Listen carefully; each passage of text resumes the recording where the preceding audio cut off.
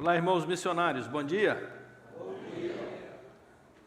Pastor, o povo tá bom hoje, hein?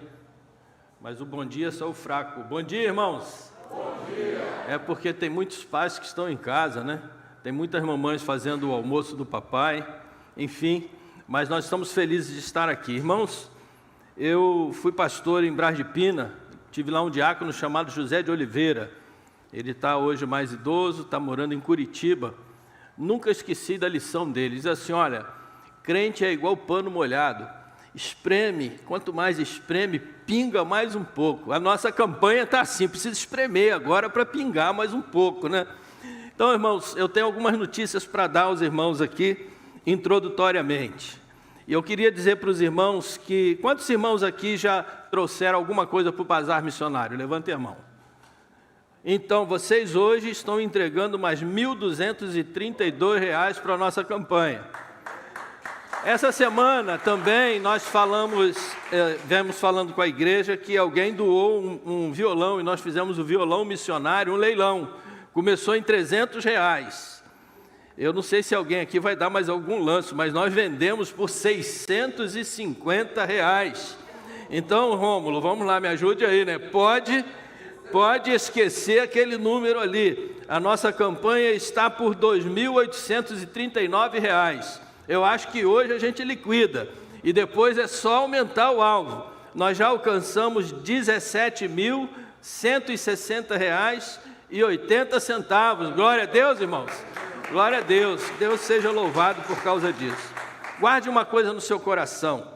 São 21 famílias de missionários no estado do Rio de Janeiro. 21 famílias, 7 capelanias, 7 municípios estão sendo abençoados com implantação de igrejas e com fortalecimento de igrejas. Nós temos projetos especiais com crianças em situação de vulnerabilidade social. Nós temos trabalhos nos presídios, nas casas de recuperação de dependentes químicos, em hospital e em escolas. Nós temos 92 cidades no Rio de Janeiro e somos 17.557.000 pessoas. E nós temos apenas 568.000 batistas. O que tem a ver isso, pastor? Tem a ver com o seu desafio missionário. Sabe quantas pessoas você que está sentado aí hoje precisa ganhar para Cristo, para que a gente alcance o Rio de Janeiro inteiro para Jesus? Você precisaria levar a Cristo 30 pessoas. Se cada crente batista até o final do ano ganhar para Jesus 30 pessoas, nós temos o Rio de Janeiro todo salvo pelo Senhor. É um desafio muito grande, irmãos. É um desafio muito grande. Porque nós estamos em agosto e há muita gente que não conseguiu ainda levar uma pessoa a Jesus. É muito difícil mesmo. Então o irmão deve orar. Mas guarde esse número. Ore dizendo ao Senhor: Senhor, eu sei que eu estou comprometido em levar 30 pessoas a Jesus. Eu não sei como, mas me abençoa. Usa a minha vida. Imagine só a pessoa que ganhou o pastor Marcos para Jesus. E já levou muito mais de 30 pessoas para o reino. Imagine só a pessoa que ganhou o pastor Nilson Fanini para Jesus. Levou milhares de pessoas para o céu, não é? Imagine a pessoa que ganhou Billy Graham para Jesus. Milhares de pessoas foram levadas ao céu por causa daquele servo. Então, irmãos, a conta a gente faz não é de ganhar 30 pessoas. Há uma progressão geométrica, né? A gente ganha uma pessoa que vai ganhar outra, que vão ganhar outras, que vão ganhar outras, e assim o reino de Deus vai crescendo. Guarde isso no seu coração. Ore pelas 92 cidades, ore pelas 21 famílias de missionários, ore para ganhar 30 vidas para Jesus, pelo menos. E assim nós estaremos contribuindo com a nossa campanha. Bem, cumpri essa minha parte da agenda. Vamos abrir a Bíblia porque Deus tem uma palavra para nós nesta manhã, que está na primeira epístola de João. 1 João capítulo 2. Os irmãos abram por favor as suas Bíblias. 1 João capítulo 2, versículos de 12 a 14. 1 João capítulo 2, versículos de 12 a 14. Nós queremos, nesta manhã, falar aos irmãos sobre o tema pais e filhos firmados no Senhor. Pais e filhos firmados no Senhor.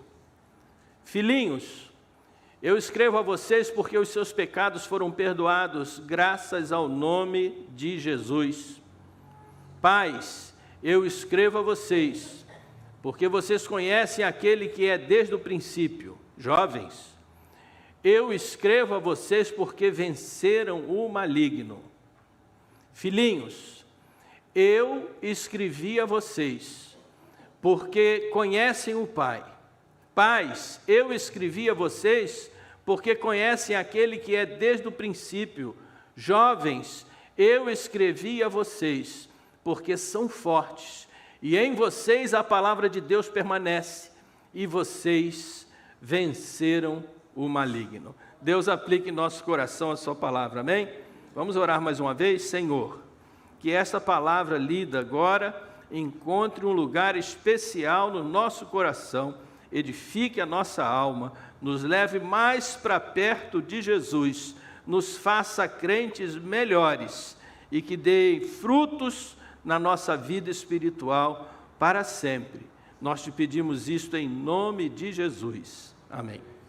Eu queria parabenizar todos os papais pelo Dia dos Pais, todos os filhos, e lembrar que todos nós somos filhos de Deus, temos um paizão. Então hoje é um dia de abrir o nosso coração em gratidão ao Senhor. Mas nós temos um ciclo que parece que não termina nunca. São filhos que se tornaram pais, pais que se tornaram avós, e todos são os varões valorosos do Senhor, são os guerreiros do Senhor. No texto que nós lemos nesta manhã, aparecem alguns termos que precisamos ter atenção nele. Eles parecem nessa ordem: filhinhos, pais, jovens, filhos. Depois aparece o termo o Pai, com P maiúsculo, que refere-se naturalmente a Deus Pai. E por fim, fala pais e jovens. Esses 3 versículos, eles vão se repetindo e intensificando a mensagem que o apóstolo João, entrega para a igreja. Parece então que João está focando em 3 pessoas: meninos, jovens e pais. Parece que esse texto se refere, no versículo 12, a palavra filhinhos, no versículo 13, a palavra filhos, mais adiante a palavra jovens, mais adiante a palavra pais. No versículo 2, filhinhos é teknia em grego, e isso significa um menino novinho, um menino em tenra idade. No versículo 13, a palavra já é paidia. No grego isso significa um menino que está sendo formado, um menino em experiência, um menino em disciplina, um menino em preparação. De modo geral, irmãos, os comentaristas bíblicos, eles apontam esse texto como um texto de difícil interpretação. Quando a gente lê, a gente parece que está lendo uma mensagem para a família, né? Está falando de meninos, está falando de pais, está falando de jovens, e a gente coloca assim na cabeça tempos diferentes da vida, faixas etárias, né? Menino, jovem, pai. Mas parece que não há uma clareza com relação a quem João estaria mesmo se referindo. Um grande estudioso da Bíblia, comentarista, William Barclay, no seu comentário de 1 João, ele indica que esse texto mostra, em primeiro lugar, talvez 3 grupos e 3 idades diferentes dentro da igreja. Primeira maneira de olhar esse texto. Estaria se referindo, então, a crianças, a jovens e adultos. Ele diz ainda que poderia estar se referindo a dois grupos diferentes: os amadurecidos e aqueles que ainda são imaturos. Todos os cristãos são filhinhos de Deus, e todos os cristãos, em geral, estão divididos em dois grupos: pais e jovens. Isso quer dizer o quê? Os jovens e os mais velhos, os amadurecidos e aqueles em processo de amadurecimento. E além disso, ele aponta uma terceira possibilidade, que dentro da igreja, naturalmente, haveria só um grupo, e essa palavra, na verdade, se dirigiria a todos os cristãos em tempos diferentes da sua vida, porque todos nós já fomos crianças, jovens, e hoje estamos na idade madura. Mas eu falo aqui para algumas pessoas que estão ainda crianças, e outros que são jovens, alguns que são jovens solteiros, outros jovens casados, outros que são adultos e que são pais, outros adultos que já são avós. Então, na verdade, segundo Barclay, essa palavra é uma palavra para todos nós. Não há nenhum sentido de classificação, já que, de fato, nós todos pertencemos a um grupo chamado universal, da Igreja do Senhor Jesus. Todos nós fazemos parte da mesma igreja. Todos os cristãos, como meninos pequenos, porque em Cristo nós recuperamos a nossa inocência. Aquele que vivia em pecado, em Cristo reencontrou-se com o perdão e encontrou purificação na cruz de Cristo. Todos os cristãos, como pais, totalmente amadurecidos, agora homens responsáveis, que podem pensar, podem aprofundar cada vez mais o conhecimento em Cristo Jesus. Todos os cristãos como jovens, jovens com uma gloriosa e vigorosa fortaleza, com muita energia para investir no reino de Deus, para lutar, para vencer, para ter encontros e vencer os encontros com o tentador. Esse nos parece necessariamente o sentido mais amplo que o apóstolo João está mostrando nesse texto. Não importa o tempo que nós vivemos, a idade que temos é a idade de encontrar com Deus, ganhar força com Deus e vencer o maligno em todas as suas investidas. Mas, para entender a mensagem das epístolas de João, é necessário saber o pano de fundo dessas epístolas. Eu ensinei a primeira aula na classe da escola bíblica. Nós estamos estudando na nossa classe a revista sobre 1º, 2º e 3º João. Pastor Val, na sua classe, também está estudando isso, a classe dos casais. E na primeira lição que eu dei na nossa classe, Marcas da Vida Cristã, é um estudo muito interessante. Quem escreveu foi um pastor da Convenção Fluminense, pastor Pedro Elísio. Ele é pastor da Primeira Igreja Batista de Paraty, aqui no Rio de Janeiro. E ali nós aprendemos, na primeira lição, que João foi o último apóstolo a morrer. Ele morreu de causas naturais. Quando ele morreu, tinha mais ou menos 94 anos, daí para lá. Não tinha menos do que isso. Ele era pastor da igreja de Éfeso. Alguns diriam Igreja Batista de Éfeso, mas eu diria Igreja Bíblica de Éfeso, né?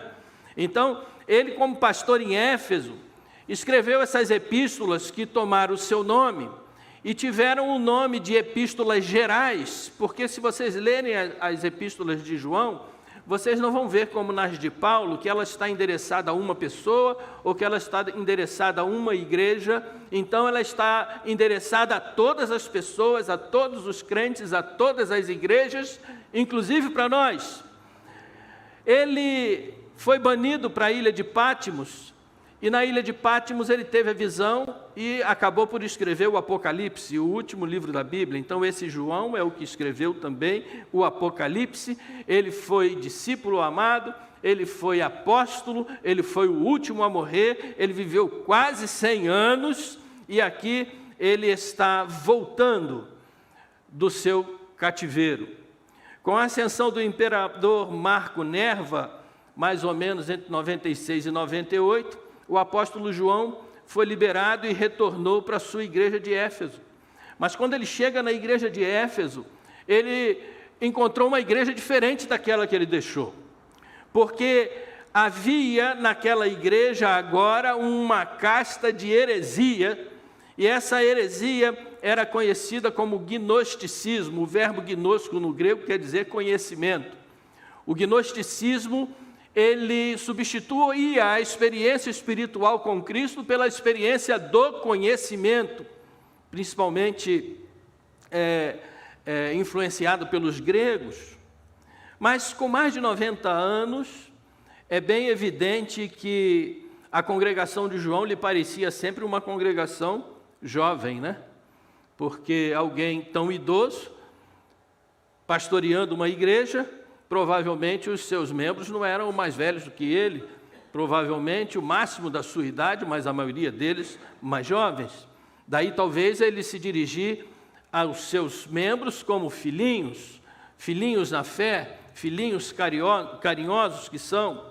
Essas epístolas, e principalmente essa de 1 João, ela foi escrita bem no final da vida de João, aproximadamente ali entre o ano 85 e 90 da era cristã, e a motivação era exatamente a heresia do gnosticismo. E daí a gente precisa entender o que é o gnosticismo, até para a gente saber se ainda existe isso, e provavelmente os irmãos vão concluir que sim. Em que consiste então essa heresia do gnosticismo? A primeira coisa clara no gnosticismo é que ela ensina a impureza da matéria e a supremacia do conhecimento sobre a matéria. Então diz assim, olha, não importa o seu corpo não vale nada, mas o que você conhece, o seu conhecimento é o que vai ser libertador na sua vida.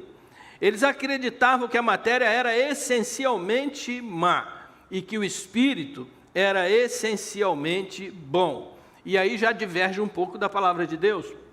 Vocês vão de convir de que esse corpício que aqui está foi feito por Deus, e depois que Deus fez, ele olhou e disse que era muito, foi só bom não, era muito bom. Tudo bem que quando Deus falou que era muito bom, provavelmente estivesse olhando mais para Eva do que Adão, mas era excelente.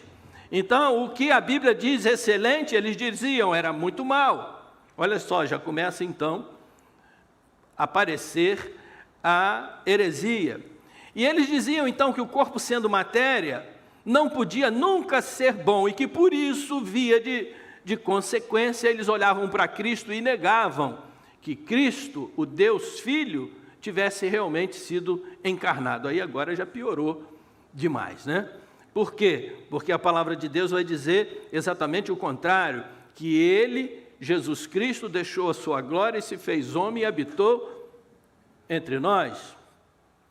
As atitudes em relação ao corpo, eles apontavam duas. Primeiro, o ascetismo, que era o quê? Você, para controlar seu corpo, tem que ter muito autocontrole. Você tem que saber controlar muito. Na linguagem de hoje, a gente diria, você tem que viver uma vida zen. Talvez muita meditação transcendental. Então vejam que o gnosticismo não está assim tão longe de nós, porque isso está na moda de novo. A segunda coisa que eles também admitiam era dizer o seguinte, já que o corpo é ruim, então não importa o que você faça com ele. Eles se entregavam à libertinagem. Eles entregavam-se imoderadamente aos prazeres carnais. E isso também não está muito longe de nós, porque há muita gente hoje que acha que está na moda ser crente, né? Cometem os maiores absurdos, vivem uma vida completamente desregrada, imoral, mas se dizem às vezes crentes. Não somente isso, eles rasgavam a doutrina da criação. Com essa história de dizer que a matéria era essencialmente má, eles abandonavam o Gênesis 1:31, que Deus dizia que era tudo bom e muito bom. O pior estava com relação realmente a doutrina da encarnação. Para eles era impossível que Deus houvesse assumido esse corpo físico. E dentro dessa doutrina deles havia ainda uma pior, que era o chamado docetismo, porque no docetismo ele dizia assim, olha, Jesus só parecia ter um corpo. Sabe aquele negócio de você olhar, pensou que viu, mas não viu? Parece um fantasma, né? Viu, mas não existe. Então, eles imaginavam que Jesus poderia até parecer ter um corpo, mas que na verdade não tinha. E a vertente mais perigosa do docetismo, isso tudo dentro da igreja de Éfeso, vejam bem, hein? Eles diziam que o Jesus que nós conhecemos, era humano, mas eles diziam que o Cristo era só uma emanação divina, e que teria descido sobre Jesus no batismo, por meio da água. Então, aí agora começa a ser uma coisa difícil até de explicar. Era um homem normal, como qualquer outro, mas que naquele momento do batismo teria descido sobre ele, não como a pomba, mas agora como a água, alguma coisa que emanaria nele, algum poder especial divino, mas que no fundo, ele não era divino.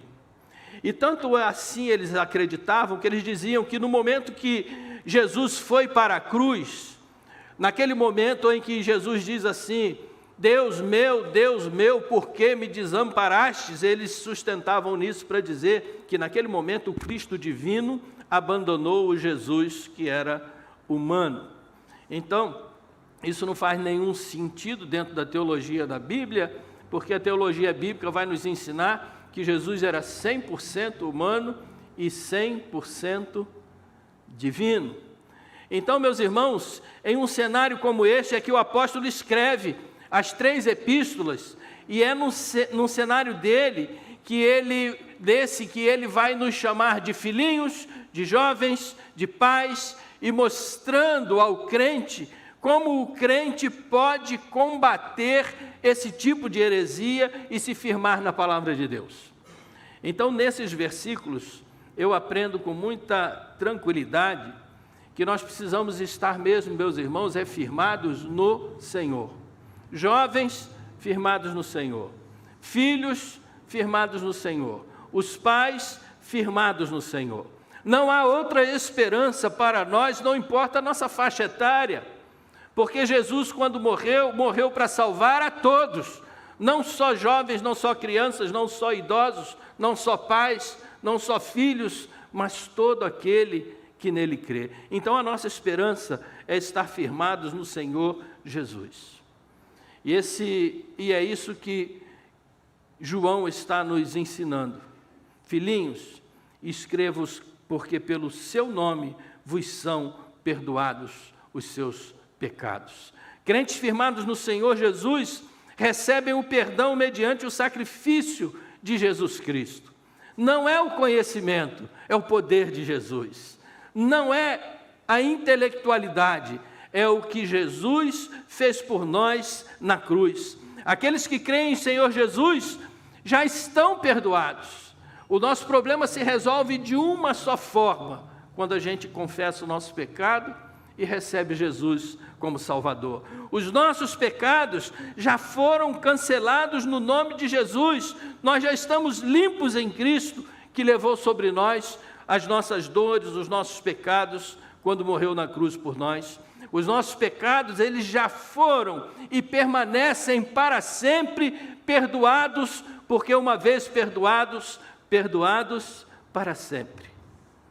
E não por causa de qualquer conhecimento esotérico, não por causa de qualquer experiência mística, não por causa de ensinos de falsos mestres, não por causa do conhecimento do gnosticismo, mas por causa do nome poderoso, do sacrifício poderoso de Cristo Jesus por nós.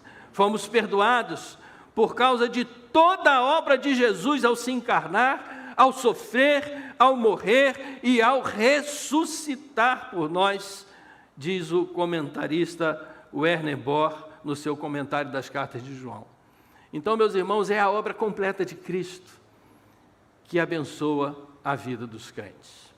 Mas não somente isso, eu vejo no versículo 13, no versículo 14, que crentes firmados no Senhor Jesus têm o verdadeiro e crescente conhecimento de Deus e não conhecimento dos homens. Veja no versículo 13: Pais, escrevo-vos porque conhecestes aquele que é desde o princípio. Terceira parte do versículo 13: eu vos escrevo, filhos, porque conhecestes o Pai. Versículo 14: eu vos escrevi, pais, porque já conhecestes aquele que é desde o princípio. Vejam, irmãos, como João agora afasta o conhecimento humano e coloca agora aqui o conhecimento divino. Não é por experiência com homens que nós vamos ser salvos. A nossa salvação, a nossa fé, a nossa vida cristã está firmada no relacionamento que nós temos com o Senhor Deus. É Deus Pai, Deus Filho e Deus Espírito Santo. É com eles que nós nos entendemos. É deles que nós aprendemos. É com eles que nós conhecemos as verdades espirituais, aprofundamos este conhecimento, nos tornamos discípulos de Cristo e depois nos tornamos discipuladores de novos cristãos. E é isso que na grande comissão Jesus nos ensinou, que a gente precisa ensinar aos outros todas as coisas que Ele nos ensinou. Crente é sempre um discipulador em potencial, é um repetidor. Por isso, meus irmãos, se a gente quer ganhar 30 pessoas para Cristo, é dizer para essas pessoas o que Cristo fez por nós, o que nós aprendemos com Cristo, qual é a nossa experiência com Ele, como Ele é o nosso Senhor. Sem dúvida, João teve a sua própria experiência com Deus, e agora ele estava fazendo o quê? Mais velho, experiente, ele estava agora mostrando o que ele aprendeu com aqueles aproximadamente 3 anos que ele andou com Jesus sendo seu discípulo. Ele estava agora dizendo para a sua igreja e nos ensinando um pouco daquilo que por mais de 70 anos de vida cristã, ele vinha aprendendo aos pés do Senhor. Ele pensou, e tudo que ele pensou a respeito de Cristo, e como ele chegou a conhecer melhor a Cristo dia após dia, isso ele estava interessado em mostrar para a sua igreja. E não de ficar ouvindo o que os pensadores filosóficos da época queriam implantar dentro da igreja. Os mestres gnósticos diziam-se os únicos detentores do conhecimento. E eles se gloriavam, afirmando ter todo o conhecimento, inclusive os únicos, segundo eles, capazes de entender o conhecimento de Deus. Mas João está mostrando que eles estavam totalmente enganados. O apóstolo João escreve então ensinando que o verdadeiro conhecimento de Deus é um privilégio, não de quem é inteligente, mas para todo aquele que recebe a Jesus, todo aquele que conhece a Jesus, que tem um relacionamento com Ele, que vive com Ele, que foi alcançado por Ele, que confessa Jesus como Senhor e Salvador. Não é um conhecimento teórico, mas agora não é um conhecimento também intelectual, mas agora é um conhecimento que a gente chama de conhecimento relacional. Como bem pregou o pastor Val outro dia, aqui, enquanto se caminha na caminhada, a gente vai falando de Jesus. Amém? A gente vai vivendo com Ele, aprendendo dEle e ensinando sobre Ele. Não é, então, um conhecimento qualquer. O crente salvo por Jesus passa a conhecer Deus através de um íntimo relacionamento com Ele. E aí, como é que a gente vive um íntimo relacionamento com Ele? O crente vive com Deus. O crente fala com Deus. O crente ouve a voz de Deus. Quer ver um que não falha? O crente sente a presença de Deus. Quer ver outro que nos abençoa toda hora? O crente é guardado por Deus. Como o pastor Carlos nos ensinou na classe hoje, o crente tem a sua esperança em Deus. O crente trabalha para Deus. Rômulo, essa você vai me ajudar, porque o crente louva, adora a Deus. E o crente proclama as maravilhas de Deus. Queridos, eu quero encerrar esse tópico lendo o que Jó proclamou ali no seu diálogo com Deus. Jó 42:5, ele diz assim: com o ouvir dos meus ouvidos ouvi, ó Senhor, mas agora te veem os meus olhos. Meus irmãos, isso é relacionamento com Deus. O crente firmado no Senhor, o crente que vive com o Senhor, ele vai tendo o verdadeiro conhecimento espiritual. E isso não para nunca, irmãos. Ele vai crescendo. Isso é crescente. Já teve muita experiência com Deus? Tem muita experiência para ter ainda. A nossa jornada não terminou. Como diz a Bíblia, aqui não é o nosso lugar de descanso, há muito caminho para caminhar. E durante a caminhada, a gente vai aprendendo do Senhor e vai vivendo com Ele. Para terminar, os crentes firmados no Senhor Jesus recebem o dom da força vitoriosa contra o maligno. Esse termo dom é de William Barclay. E ele me fez meditar muito, porque dom eu aprendi com o pastor Marcos, que é como a graça que é imerecida, não é? É um presente de Deus. Esse dom da força vitoriosa contra o maligno. Olha para a sua Bíblia, versículo 13, segunda parte, versículo 14, segunda parte. Olhe bem aí. Jovens, escrevo-vos porque vencestes o maligno. Eu vos escrevi, jovens, porque sois fortes, a palavra de Deus está em vós, e já vencestes o maligno. Irmãos, o que chama a atenção nesse texto é que ele não está dizendo que você vai lutar e vai vencer, mas ele está dizendo que você já venceu. O maligno não tem lugar na vida do crente, ele é vencido, porque o Senhor o venceu. Os jovens não são fortes por causa da força física, não são fortes por causa das suas habilidades, não são fortes porque na juventude tudo é mais forte. Crentes são fortes porque a palavra de Deus permanece neles. A nossa força, ela é proporcional ao que temos da palavra de Deus dentro do nosso coração, do nosso relacionamento com o Deus da palavra, com o nosso relacionamento com a palavra de Deus. Crentes não vencem o maligno porque são fortes ou porque confiam nas suas próprias forças. Vencem o maligno pelo poder da palavra de Deus que neles permanece para sempre. O texto afirma que os jovens já venceram, e não apenas que eles podem vencer. E talvez essa seja a diferença. Talvez você agora esteja lutando para vencer, lutando para vencer. Coloque uma coisa na sua cabeça, porque já está na palavra. Você já venceu. Amém? Amém. Nós somos vencedores. Amém? Já venceram porque aceitaram a Cristo, porque estão em Cristo, porque têm comunhão com Cristo, porque na realidade são participantes não da nossa, mas da vitória que Jesus conquistou na cruz. Paulo vai afirmar em Romanos 8,37 que nós não somos só vencedores. Ele vai dizer que nós somos o quê? Mais do que vencedores por aquele que nos amou. O comentarista, que eu já chamo de batisteriano, pastor Hernandes Dias Lopes, porque ele é mais citado por pastor batista do que por pastor presbiteriano, né? Ele prega mais nos congressos dos pastores batistas do que dos presbiterianos, Vocês ouvem muito mais ele do que nós, né?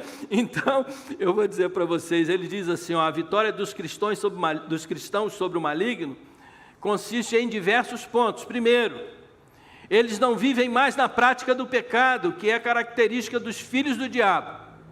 Segundo, os cristãos não são mais do maligno, como Caim, que odiava o seu irmão e acabou por matá-lo.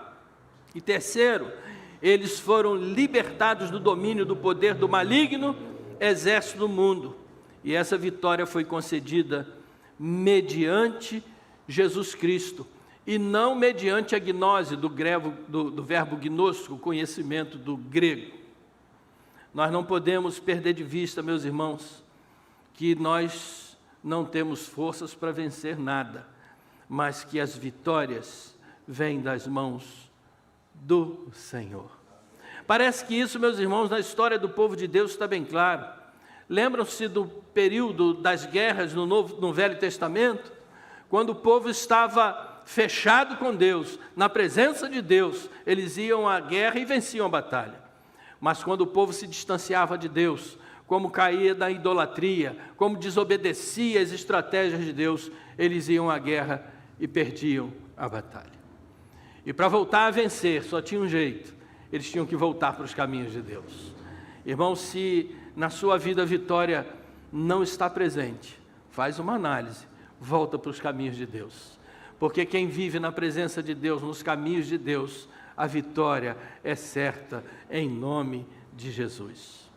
Pais e filhos, crentes, firmados no Senhor. Pais e filhos crentes, firmados no Senhor, receberam um perdão mediante o sacrifício de Cristo. Pais e filhos crentes, que vivem na presença do Senhor, têm o verdadeiro e crescente conhecimento que vem da palavra de Deus. Crentes que vivem na presença do Senhor, recebem o dom da força vitoriosa contra o maligno. Queridos irmãos, eu estou convencido que da mesma forma que a igreja primitiva recebia ataques das heresias, como o gnosticismo, como o docetismo, como aquele conhecimento que enganava e queria ir contra a criação de Deus e contra o próprio Deus que se fez homem e habitou entre nós, Satanás continua ainda hoje atacando os servos de Deus, atacando astuciosamente a igreja de Deus. Hoje nós vivemos aí com o liberalismo, com o marxismo cultural, isso tudo vem do gnosticismo. A ideologia de gênero, o movimento LGBTQIA+, que as pessoas não sabem nem o que é, mas que são coisas terríveis, lésbicas, gays, bissexuais, transexuais, intersexo, assexual e mais, quer dizer, todos os outros. É tudo que não presta. É tudo contra a palavra de Deus. Porque isso está frontalmente contra a teologia do Gênesis, né? Deus criou, a sua imagem criou, macho e fêmea os criou. Meus irmãos, isso é o que os nossos filhos estão lendo nos celulares. Isso é o que eles estão ouvindo nas escolas. Isso é o que a gente vê no nosso dia a dia. Fui no mercado ontem de manhã e um rapaz, agora eu não sei, desculpe, se é rapaz ou se é moça, né? Mas tinha barba e usava saia. E todo mundo agora acha essas coisas normais. E há igrejas que já estão achando normais. Nós precisamos, meus irmãos, voltar à palavra de Deus. E olha o que João diz para vocês nessa manhã: filhinhos, escrevo-os porque pelo seu nome são perdoados os vossos pecados. Pais, escrevo-os porque conhecestes aquele que é desde o princípio. Jovens, escrevo-vos porque vencestes o maligno. E vos escrevo, filhos, porque conhecestes o Pai. Eu vos escrevi, pais, porque já conhecestes aquele que é desde o princípio. Eu vos escrevi, jovens, porque sois fortes, porque a palavra de Deus está em vós, e já vencestes o maligno. Que essa palavra fique guardada no nosso coração nesta manhã. Que Deus nos abençoe e que Ele nos dê vitória nas lutas. Que a sua luta é a luta do Senhor. O Senhor vai pelejar por ti e Ele já te garantiu a vitória, porque nós somos mais do que vitoriosos por aquele que nos amou. Há um hino do cantor cristão que nós vamos cantar com a ajuda do nosso pessoal, do louvor. Ele diz assim: sim, Deus é por nós. Quem nos vencerá? Dai-nos-á poder real, Deus nos guardará, defender-nos-á, livrará do mal. Vamos, irmãos, cantar, nosso Senhor louvar e exaltar. Vamos ficar de pé e vamos cantar?